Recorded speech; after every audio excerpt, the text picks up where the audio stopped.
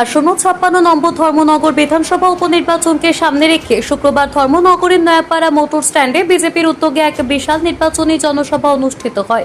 জনসভায় দলীয় কর্মী সমর্থকদের ব্যাপক উপস্থিতি লক্ষ্য করা যায়, যা উপনির্বাচনকে ঘিরে রাজনৈতিক উত্তেজনা আরও স্পষ্ট করে তোলে। এই জনসভায় প্রধান বক্তা হিসেবে উপস্থিত ছিলেন বিজেপি রাজ্য সভাপতি রাজীব ভট্টাচার্য। এছাড়াও মঞ্চে উপস্থিত ছিলেন ধর্মনগর উপনির্বাচনের বিজেপি প্রার্থী জহর চক্রবর্তী সহ উত্তর জেলার একাধিক শীর্ষ নেতৃত্ব। সভায় বক্তব্য রাখতে গিয়ে রাজীব ভট্টাচার্য তীব্র ভাষায় সিপিআইএম এবং কংগ্রেসকে আক্রমণ করেন। তিনি অভিযোগ করেন, সিপিআইএম দীর্ঘদিন ক্ষমতায় থেকেও এই রাজ্যের সার্বিক উন্নয়নে ব্যর্থ হয়েছে এবং শুধুমাত্র বিভ্রান্তিমূলক রাজনীতি করেছে। বর্তমান বিজেপি সরকার উন্নয়নের রাজনীতি করছে বলেও দাবি করেন তিনি। রাজ্যের সামগ্রিক উন্নয়নের বিকল্প একমাত্র বিজেপি। তাই ধর্মনগরের সর্বস্তরের ভোটারদের উদ্দেশ্যে আবেদন জানান, আগামী 9 এপ্রিল অনুষ্ঠিত ধর্মনগর কেন্দ্রের উপনির্বাচনে বিজেপি মনোনীত প্রার্থী জহর চক্রবর্তীকে বিপুল ভোটে জয়ী করার জন্য। তিনি বলেন, ধর্মনগরের সার্বিক উন্নয়ন এবং মানুষের কল্যাণে কাজ করাই বিজেপির প্রধান লক্ষ্য। সভা শেষে দলীয় কর্মীদের মধ্যে ব্যাপক উৎসাহ উদ্দীপনা লক্ষ্য করা যায়। বিজেপি নেতৃত্বের দাবি, এই জনসমর্থনে আগামী উপনির্বাচনে তাদের জয়ের পথ সুগম করবে। ধর্মনগর প্রতিনিধি রিপোর্ট, অধিকার বার্তা। আপনারা দেখছেন অধিকার বার্তা। বন্ধুগণ, আপনারা অবগত আছেন যে আগামী 9 তারিখ আমাদের এই ধর্মনগরে উপনির্বাচন সংগঠিত হবে। আর এই উপনির্বাচন আমরা আমাদের ভারতীয় জনতা পার্টির প্রার্থী শ্রী জহর চক্রবর্তীর সমর্থনে আজকে আমরা এই আমাদের নয়াপাড়া স্ট্যান্ডে আমরা সবাই মিলিত হয়েছি যে ভারতীয় জনতা পার্টি কে কেন আপনারা ভোট দেবেন, দু একটা কথা তুলে ধরার জন্য আজকে আমরা সবাই এখানে সমবেত হয়েছি। আজকে আমার সঙ্গে এই মঞ্চে উপস্থিত রয়েছেন আমাদের রাজ্যের মাননীয় মন্ত্রী, যিনি কিছুক্ষণ আগে আমাদের সামনে খুব সুন্দরভাবে বক্তব্য রেখেছেন, মাননীয় মন্ত্রী শ্রী সুধাংশু দাস। আমাদের ধর্মনগরের যিনি প্রার্থী শ্রী জহর চক্রবর্তী মহোদয়, এবং আমাদের যিনি বিহার থেকে সম্মানিত বিধায়ক, আমাদেরকে নির্বাচনের কাজে যিনি সহযোগিতার জন্য এসেছেন, আমাদের সবার প্রিয় মিথিলেশ তিওয়ারিজি উপস্থিত রয়েছেন। আমাদের বাগবাসা কেন্দ্রের যিনি সম্মানিত বিধায়ক শ্রী যাদবলাল নাথ মহোদয়, আমাদের জেলা সভাধিপতি অপর্ণা নাথ মহোদয়া, ওবিসি মোর্চার সভানেত্রী মলিনা দেবনাথ, চেয়ারম্যান ধর্মনগর পৌর পরিষদ মিতালি রানী দাস, উপস্থিত রয়েছেন আমাদের প্রদেশ কমিটির সহসভাপতি শ্রী তাপস ভট্টাচার্য, এবং যার নেতৃত্বে আজকের এই সভা সংগঠিত হচ্ছে সম্মানিত সভাপতি, মন্ডল সভাপতি এবং আমার খুব কাছের ছোট ভাই শ্রী শ্যামল নাথ মহোদয়, উপস্থিত আছেন কাজল দাস জেলা সভাপতি এবং অন্যান্য অতিথিরা, এবং বিরাট মাত্রায় যারা আজকের এই ভারতীয় জনতা পার্টির কার্যক্রমে এই সভাতে উপস্থিত হয়েছেন, আমি প্রত্যেককে আন্তরিকভাবে অভিনন্দন এবং শুভেচ্ছা জানাচ্ছি। আমি যেদিন নমিনেশন হয়েছিল সেদিনও আমি আসছিলাম, কিছু সময় বক্তব্য রাখার সুযোগও পেয়েছিলাম, কারণ ওই দিন আমার আবার দিল্লি যাওয়ার ছিল, পার্লামেন্টে যোগদান করার কথা ছিল। তাই এইখান থেকে আমি সোজা চলে যাই আগরতলাতে। তাই বক্তব্যটা আমি খুব একটা পরিষ্কার দিতে পারিনি, আর বলেছিলাম যে আপনাদের মাধ্যমে আবার আসব এবং এই যে কংগ্রেস এবং সিপিএম এর যে দুঃশাসন আপনাদের সামনে তুলে ধরব, তার জন্য আবারও আপনাদের সামনে এসেছি।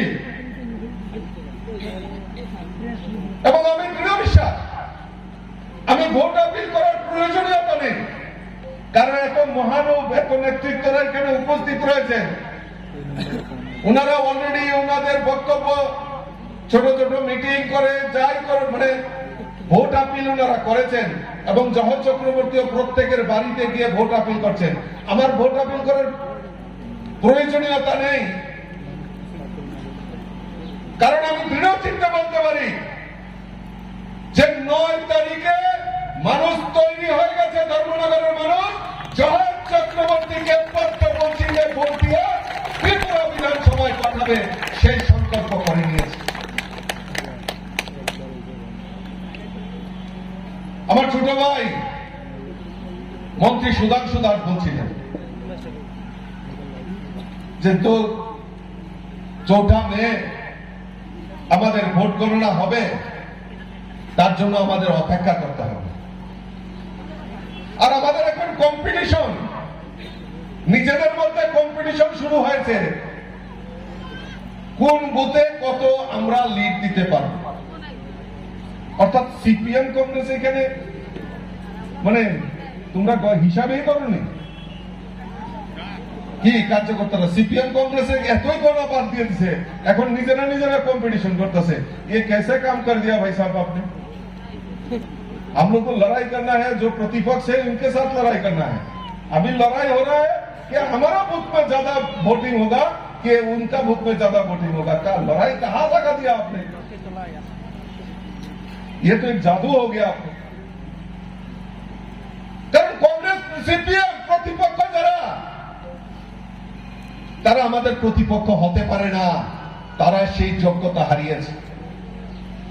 কেন হারিয়েছে? কারণ আমরা 2023-এ দেখলাম এই কংগ্রেস এবং সিপিএম একসঙ্গে ভোট লড়েছে। আমরা 15 বছর আগে আমরা যখন বক্তব্য রাখতাম, মাইকে দাঁড়িয়ে বক্তব্য রাখতাম যে কংগ্রেস আর সিপিএম এ, তখন আমাদের ভারতীয় জনতা পার্টিকে পাগল বলতো।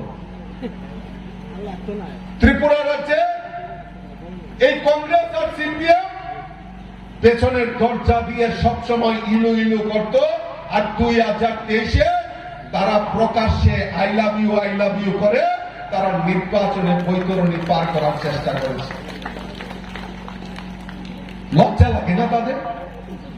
আপনাদের বাড়িতে ভোট ভিক্ষার যখন যাবে তখন জিজ্ঞেস করবেন না, দাদা আপনারা দেখি গত 23-এর নির্বাচনে দেখলাম একসঙ্গে লড়াই করলেন, আবার এইবারে ধর্মনগরের ভোটে আবার কি হলো, আবার আলাদা হয়ে গেলেন।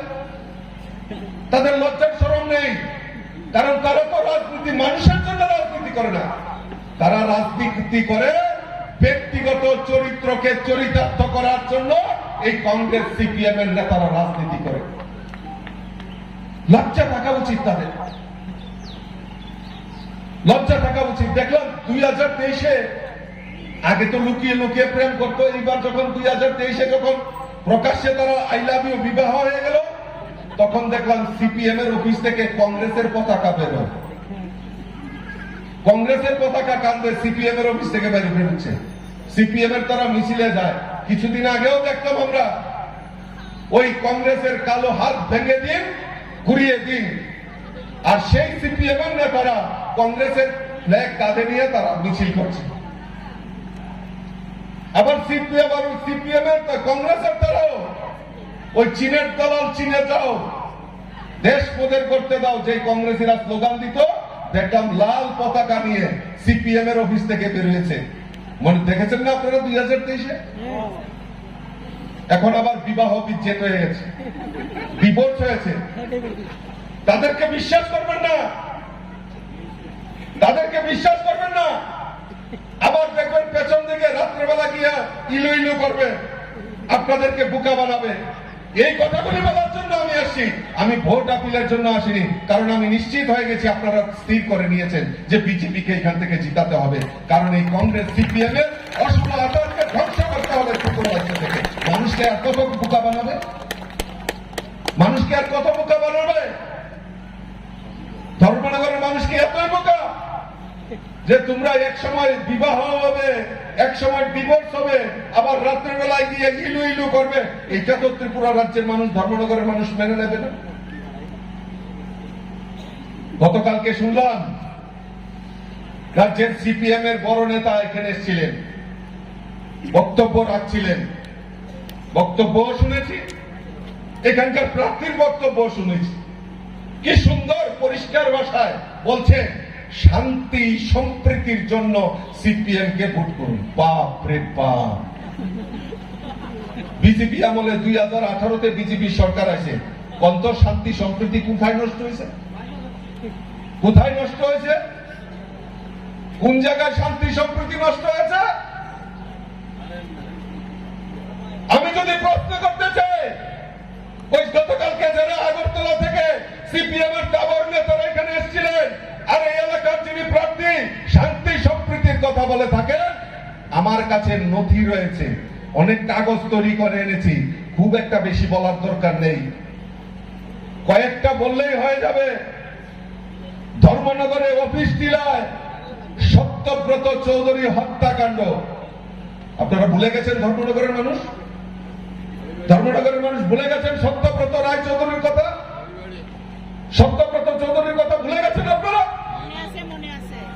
সেই গণহত্যা হয়েছিল, ঘরের দোকানের ভেতর ঢুকে তাকে হত্যা করা হয়েছিল। তারপর তার যে দেহ, মরদেহ দড়িতে বেঁধে লটকানো হয়েছিল, যাতে মনে হয় যে সে ফাঁসি দিয়েছে, অথচ তাকে